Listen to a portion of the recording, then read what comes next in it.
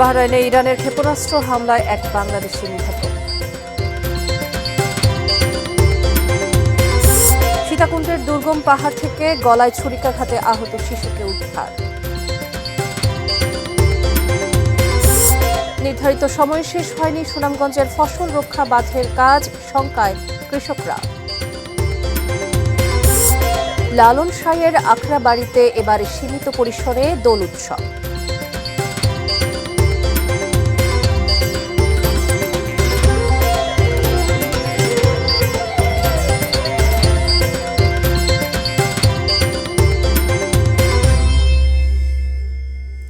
এটি নিউজ দেখছেন। দেশের খবরে আপনাদের সবাইকে আমন্ত্রণ জানাচ্ছি। আমি মুন্নি ইউসুফ। শুনছিলেন নাসির সিনটেক্স গ্রুপের সৌজন্যে সংবাদ শিরোনামগুলো।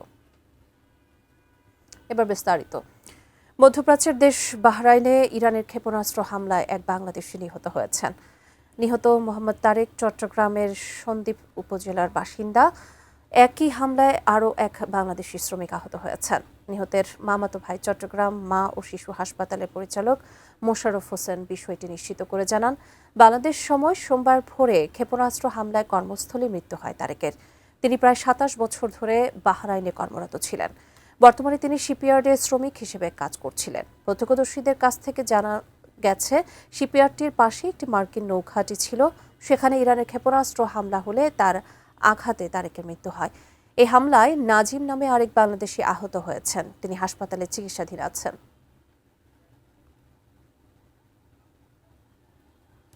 মধ্যপ্রাচ্যে যুদ্ধ পরিস্থিতির কারণে চট্টগ্রাম শাহ আমানত বিমানবন্দরে এখন পর্যন্ত ২৮টি আন্তর্জাতিক ফ্লাইট বাতিল হয়েছে। বিমানবন্দরের জনসংযোগ কর্মকর্তা ইব্রাহিম খলিল জানান, শনিবার ৬টি, রোববার ১৪টি ও আজ সোমবার বিকেল পর্যন্ত ৮টি ফ্লাইট বাতিল হয়েছে। তবে আজ দুপুর ১টা ৩৫ বিমান বাংলাদেশের একটি ফ্লাইট জেদ্দা এসে অবতরণ করে। আবার বিকেলে এয়ার অ্যারাবিয়ার ২টি অ্যারাইভাল ফ্লাইট এবং ইউএস বাংলার একটি ডিপার্চার ফ্লাইট বাতিল হয়েছে।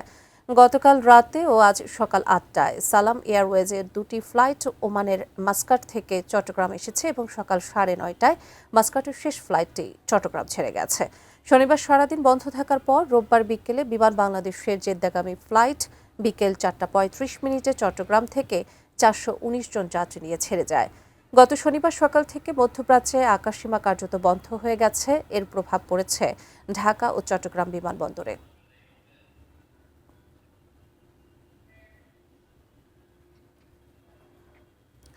চট্টগ্রামের সীতাকুণ্ডে ৭ বছরের শিশু কন্যা হীরাকে গলা কাটা অবস্থায় স্থানীয়রা উদ্ধার করেছে।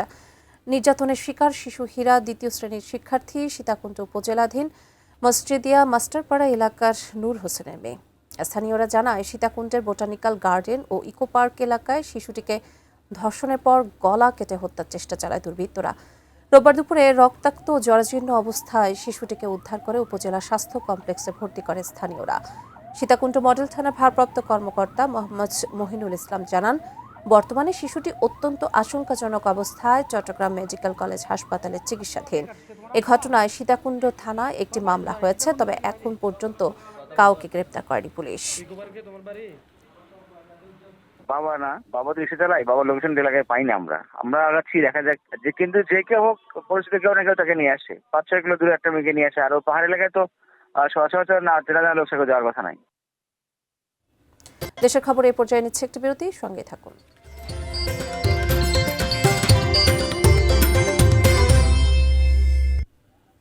স্বাগত আরও একবার, দেখছেন দেশের খবর।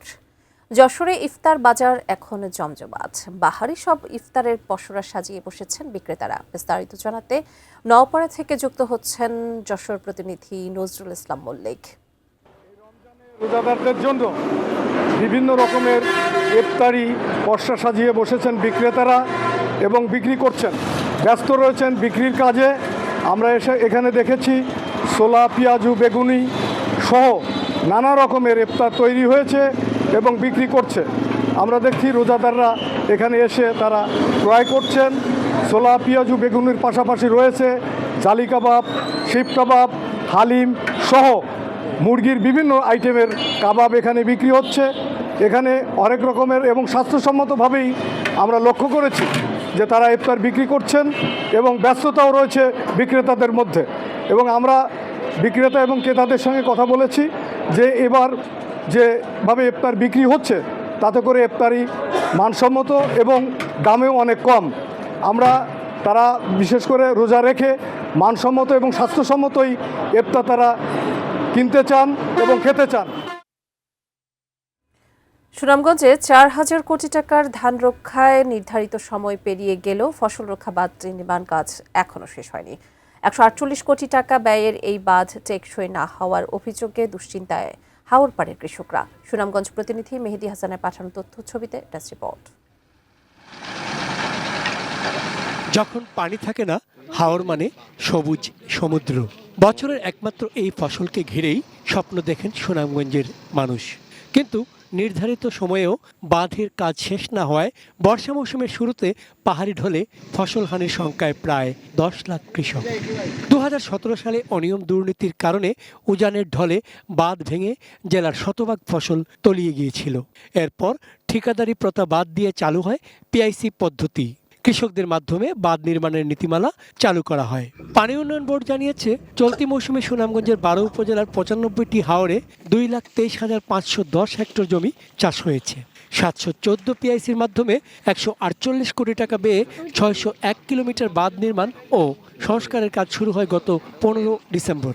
শেষ হওয়ার কথা ছিল 28 ফেব্রুয়ারি। আমরা অনেক কষ্ট করে কিন্তু আমরা ফসল পাই না, তো সরকার যেন দ্রুত এই নালাটির যেন একটা ব্যবস্থা করে। আমাদের বাঁধের কোনো কাম শুরু হয়েছে না। হাওর বাঁচাও আন্দোলন দাবি করছে, বাস্তবে কাজের অগ্রগতি 40% বেশি নয়। বাঁধে মাটি খুবই কম পড়তেছে, কারণ পুরানো মাটিরই তারা আবার নতুন করে এই মেশিন দিয়ে, এক্সকাভেটর মেশিন দিয়ে তারা উপরে ফেলাচ্ছে। অবশ্য পানি উন্নয়ন বোর্ডের দাবি প্রায় 75% কাজ শেষ হয়েছে। নির্বাচনের কারণে দেরি হলেও 10 মার্চের মধ্যে কাজ শেষ হবে। বিগত বছরগুলোতে আমরা ঠিক টাইম মতো পিএসি অনুমোদন করি এবং কাজ শুরু করি, কিন্তু দেখা গেছে পানি থাকার কারণে আমরা ঠিক সময় মতো কাজ শেষ করতে পারি না। তবে সেক্ষেত্রে আমরা এবছর আমাদের ট্রাকই আছি, আমরা আশা করি যে নির্ধারিত সময়ের ভিতরে আমরা কাজ শেষ করতে পারবো। চন্দন পাল, ডেস্ক রিপোর্ট, এটিএন নিউজ। সংবাদে নিচ্ছে আরও একটি বিরতি, সঙ্গে থাকুন।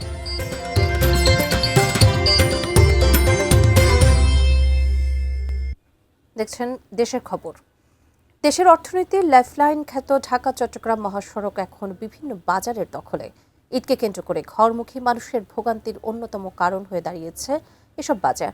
ভোগান্তি সেই খবর কুমিল্লার নিমসার বাজার থেকে বিস্তারিত জানিয়েছেন প্রতিনিধি হুমায়ুন কবির জীবন।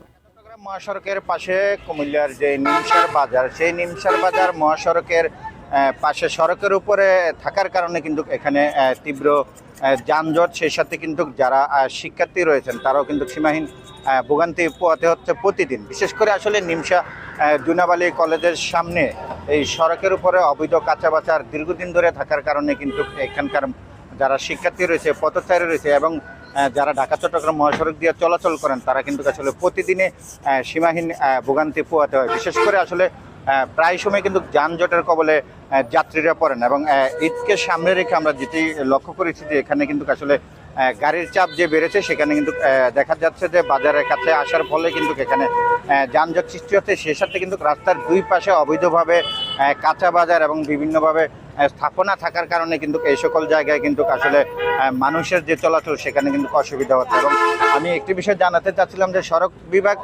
কয়েকদিন পর পর উচ্ছেদ অভিযান চালালেও তারা কিন্তু আবার পুনরায় এই জায়গায় এসে কিন্তু আবার অবস্থান করেন এবং এখানে এই সড়কের উপরে তারা যে যার মতো করে দখল করে নিয়েছেন এবং এখান থেকে গত 2 দিন আগে এখানে 12 জন যারা প্রকাশ্যে এই কাঁচা বাজার অবৈধ বাজার থেকে টাকা তুলেছেন, সেখানে 12 জন চাঁদাবাজকে তারা গ্রেপ্তার করেছেন এবং প্রশাসন তাদেরকে জেল হাজতে পাঠিয়েছেন বলে আমরা জানতে পেরেছি। সবকিছু মিলিয়ে যদি বলি যে আসলে এই নিমসার বাজারটি যদি সড়কের থেকে সরিয়ে নির্ধারিত একটি জায়গায় নেয় তাহলে এখানকার যারা শিক্ষার্থী রয়েছেন, পথচারী রয়েছেন এবং বিশেষ করে মহাসড়কে যে সকল যানবাহন চলাচল করে সেখান থেকে যানজট থেকে তারা মুক্তি পাবেন। এই ছিল কুমিল্লা থেকে আমার কাছ থেকে সর্বশেষ।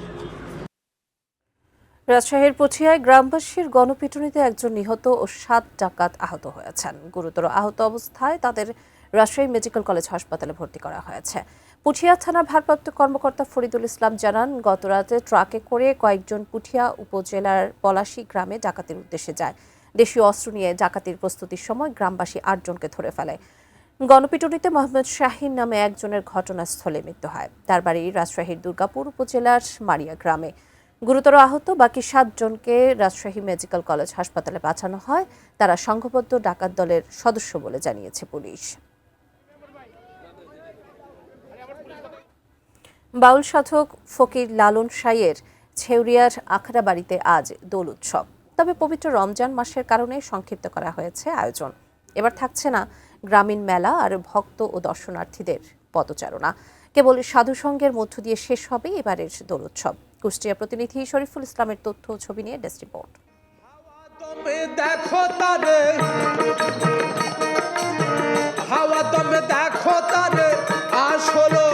দোল পূর্ণিমা তিথিতে লালন সাঁইজি কালীগঙ্গা নদীর তীরে শিষ্যদের নিয়ে মিলিত হতেন সাধুসঙ্গে। রাতভর চলত আধ্যাত্মিক গান আর তত্ত্বকথার আলোচনা। সাঁইজির দেহত্যাগের পরও যুগ যুগ ধরে সেই রেওয়াজ ধরে রেখেছেন তার শিষ্য ও ভক্ত অনুরাগীরা।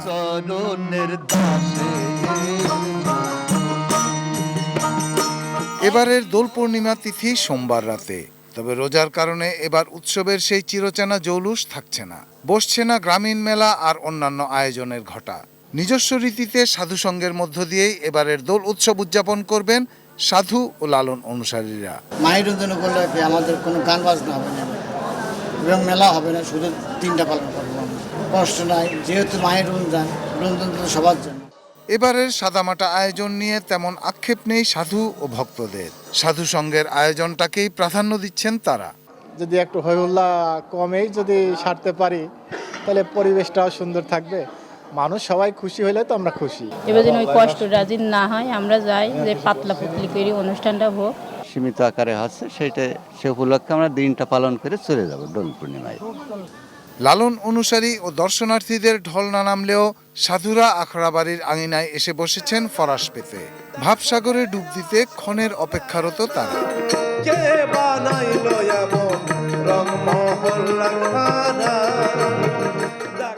Shahidul Rana, desk report, ATN news.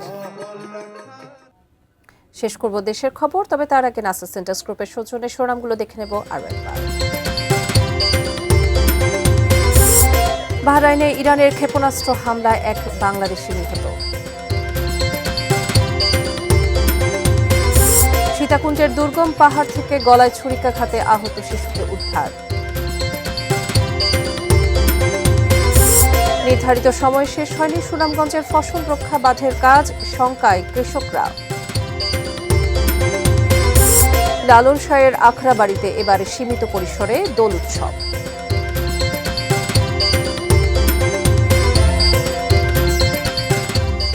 এ ছিল দেশের খবরে। এতক্ষণ সঙ্গে থাকবার জন্য সবাইকে ধন্যবাদ।